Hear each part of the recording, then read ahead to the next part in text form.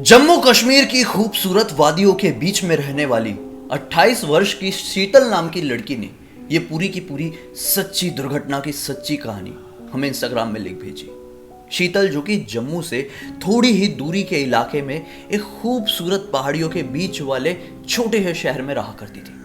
इस छोटे से शहर में उसका एक पुश्तैनी घर था। इस पुश्तैनी घर में ये लोग काफी समय से रहते आ रहे थे। जब शीतल 3 साल की थी तब उसके पेरेंट्स ने उसकी छोटी बहन को लेकर जम्मू शिफ्ट हो गए थे। अब उस छोटे से घर में कौन कौन बचा? शीतल की दादी और शीतल खुद। जब शीतल केवल 3 साल की थी तब उसके पापा उसको एक कहानी सुनाया करते थे, मतलब जम्मू शिफ्ट होने से पहले, कि जब तुम बहुत छोटी थी तब एक बार की बात है, हम दोपहर के टाइम में आराम से अपने घर पर सो रहे थे।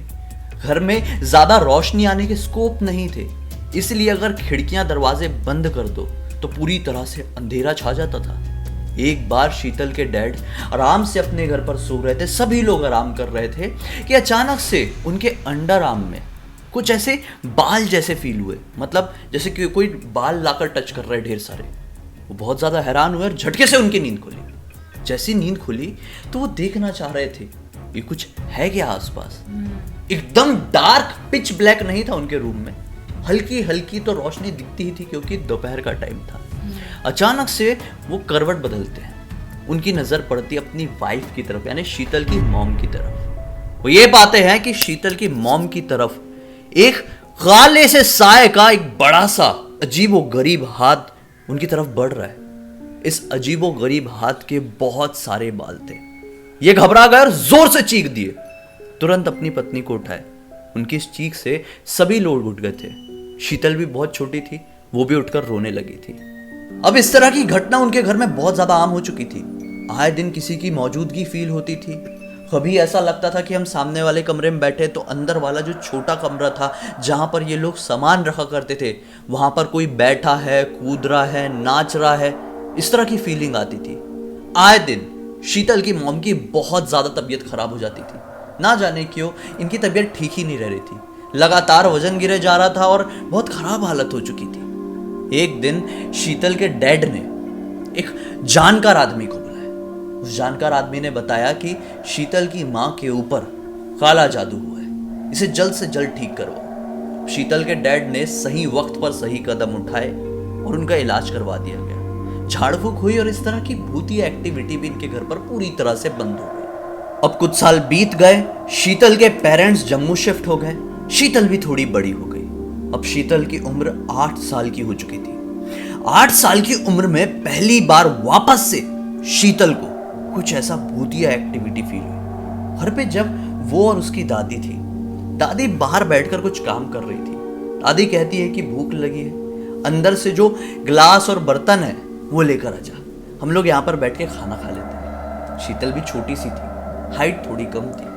उनके घर पर जो ये ऐसे जो खिड़कियां वगैरह होती है ना, जो बनी हुई थी, वो हाइट में बनी हुई थी, तो शीतल के ना हाथ नीचे जमीन में खड़े होकर वहां तक नहीं पहुंचते थे।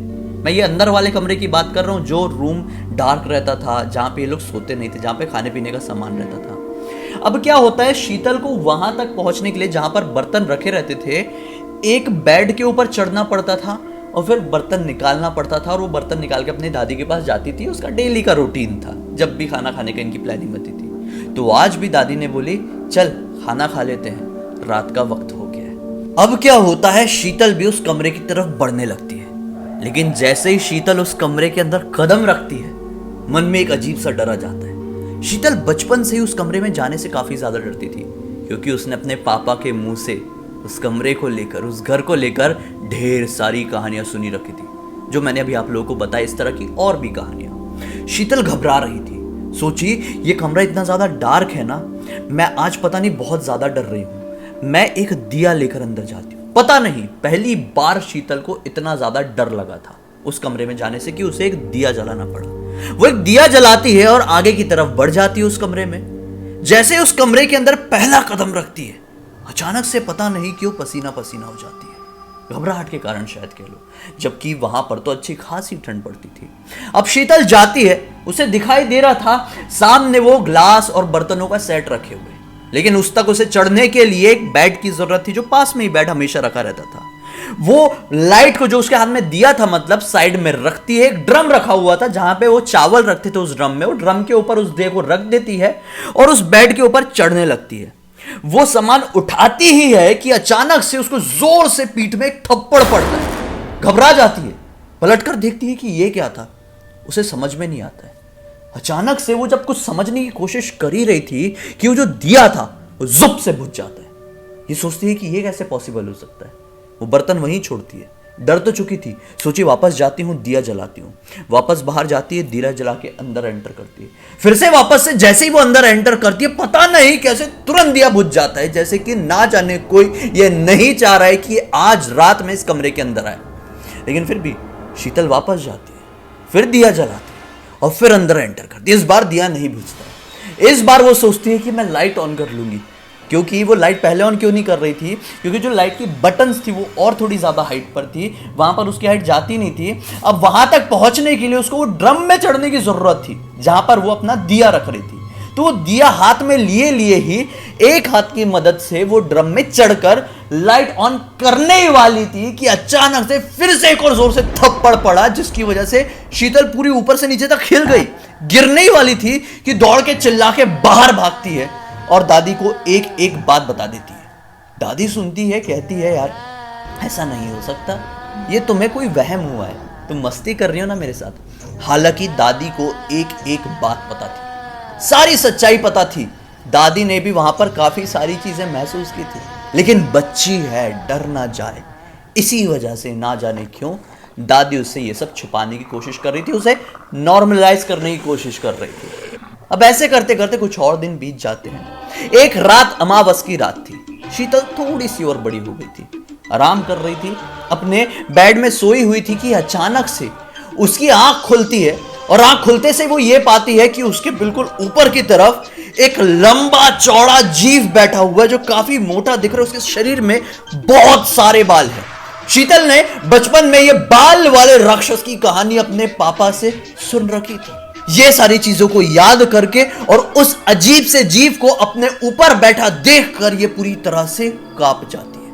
ये अपनी दादी को उठाने की कोशिश करती है, लेकिन एक शब्द नहीं बोल पाती है, ना ये अपनी जगह से हिल पा रही थी। देख पा रही थी दादी वहां पर सो रही है, वो कुछ बोल ले लेकिन उसके मुंह से एक वर्ड नहीं निकल रहे थे। भगवान का नाम लेती और ना जाने कैसे उसके मुंह से पहला वर्ड निकलता है और वो शैतान जो उसके ऊपर बैठा था वो पूरी तरह से गायब।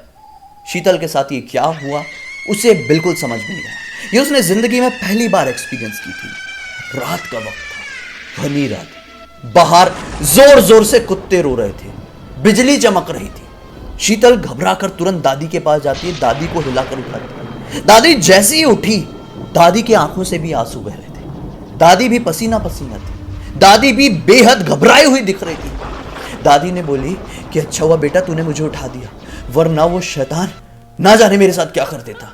उसने पूछी कि क्या हुआ दादी बताओ ना। दादी ने भी हूबहू वही चीज बताई जो शीतल के साथ अभी अभी बीती थी।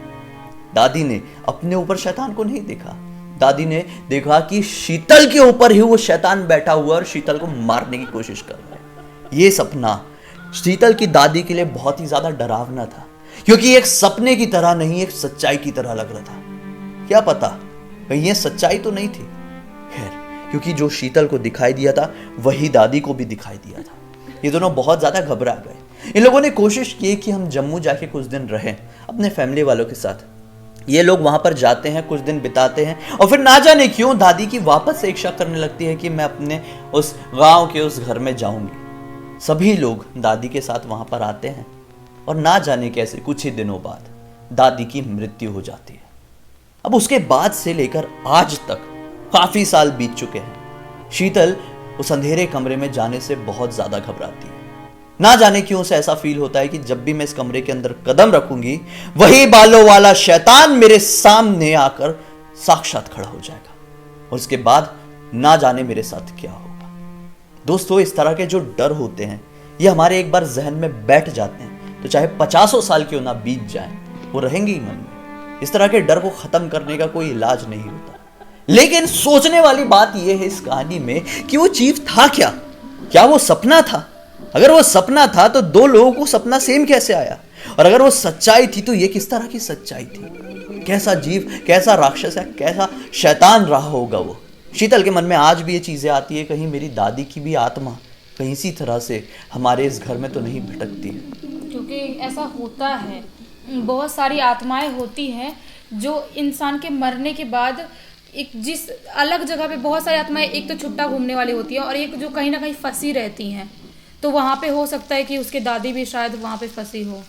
इसका कोई जवाब नहीं, किसी के पास नहीं। हम केवल अपनी अपनी राय दे सकते हैं। आपको क्या लगता है? अपनी राय कमेंट सेक्शन में बताइए।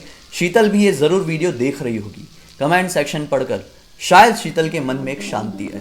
उम्मीद करते हैं आज का वीडियो आप लोगों को अच्छा लगा होगा, इंटरटेनिंग लगा होगा। अच्छा लगा है तो इस वीडियो को लाइक जरूर कर देना, चैनल को सब्सक्राइब करके बेल आइकन दबा के ऑल के ऑप्शन में क्लिक करना, क्योंकि इसी तरह के हैरान कर देने वाले खौफनाक वीडियोस आप लोगों के सामने रेगुलरली लेके आते रहते हैं। इन सबकी लिंक इस वीडियो के डिस्क्रिप्शन बॉक्स में मिल जाए, क्लिक करके डायरेक्टली वहां पर पहुंच जाना। अपनी जिंदगी से जुड़ी हुई कोई भी कहानी चाहे तो आप लिख भेजना, हो सकता है अगले वीडियो में हम लोग आप लोगों की ही कहानी सुना रहे हो। चलिए कल फिर से मिलते, तब तक के लिए बहुत बहुत धन्यवाद। आपका दिन शुभ हो।